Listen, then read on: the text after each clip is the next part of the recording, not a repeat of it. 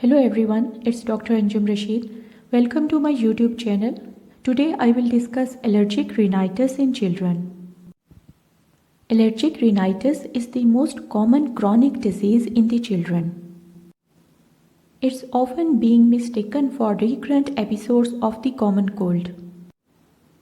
Allergic rhinitis is one of the major reasons for visits to pediatricians, and it is associated with a number of significant comorbidities.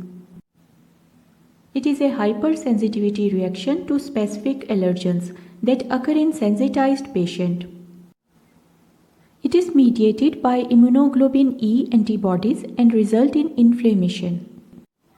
Now the classification of allergic rhinitis. Allergic rhinitis is of two types. First is the intermittent disease with symptoms less than 4 days per week or for duration less than 4 weeks. It is usually related to outdoor allergens, for example pollens. Second type is persistent disease. In this, symptoms occur more than 4 days per week and are present for more than 4 weeks. Persistent disease is usually related to indoor allergens, for example molds.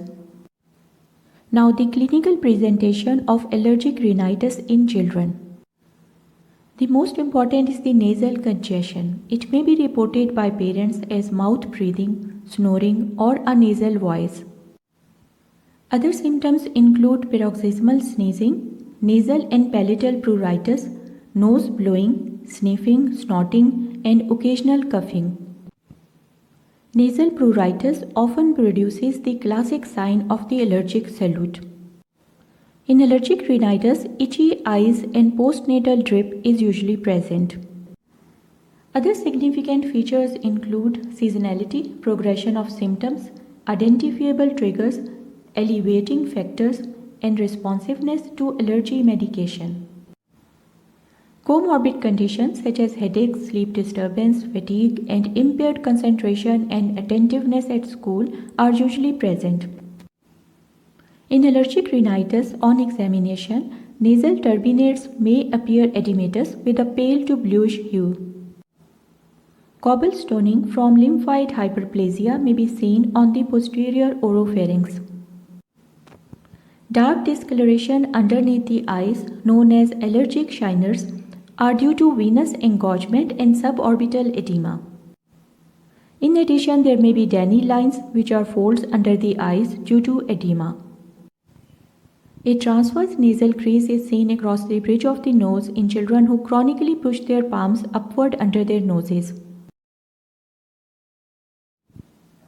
Chronic mouth breathing from nasal obstruction may cause allergic phases, the characteristics of which include open mouth, receding chin, overbite, elongated face, and a arched hard palate. Diagnosis of allergic rhinitis. History and physical examination are keys to diagnosing allergic rhinitis. Percutaneous prick or puncture, skin testing remain the most specific and cost-effective diagnostic modality. ELISA immunology testing, that is enzyme-linked immunosorbent assay, may also be used for diagnosing allergic rhinitis. These two tests can help to identify the offending allergen and specific avoidance can be recommended.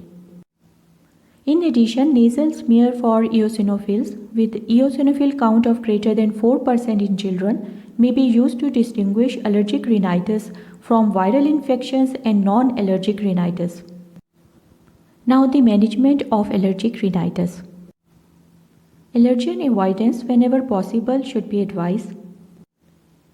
In case of intermittent disease, outdoor environmental control is required.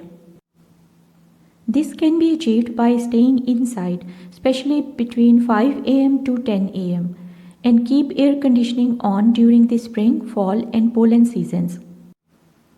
For persistent disease, indoor environmental control should be done. This can be achieved by avoiding molds, including humidity control, about less than 51% in the home by using a dehumidifier, and also use dust mite covers on the bed and pillows. In addition, use hypoallergic pillows and comforters.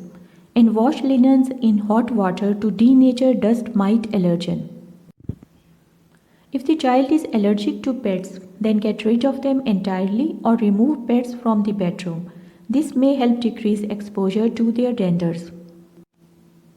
Now, the medical therapy for allergic rhinitis include intranasal corticosteroids. This is the first line treatment and is most effective for patients who have allergic rhinitis. Onset of action has been shown to be within 12 hours and it can be used as needed. Epistaxis is the most common side effect, and generally intranasal corticosteroid has little effect on growth over 1 year of treatment in pediatric patients.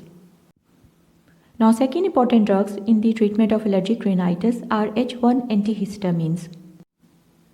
These are most popular and decrease sneezing, itching and rhinorrhea, but oral antihistamines are notoriously ineffective in treating nasal congestion. Adverse effects of antihistamine include sedation, which can lead to reduced school and cognitive performance. So, sedation effect can be avoided by using second generation antihistamines that have low or no sedation effects. Now, side effects of decongestants include cardiac related events such as palpitation and tachycardia. Prolonged use of topical decongestant can lead to rhinitis medicamentosa, that is rebound nasal congestion. Leukotriene receptor antagonists such as montelukast can also be used for the treatment of allergic rhinitis. Another treatment option is allergy immunotherapy. It involves giving increasing doses of allergen via the subcutaneous route to induce alteration in the immune response to the allergen. Usually take 1 to 2 years before the beneficial effect occur. This allergy immunotherapy is not used routinely for the management of a typical case of allergic rhinitis. It is used only for severe cases. Now, comorbidities of allergic rhinitis. Allergic rhinitis is one of the risk factors associated with otitis media.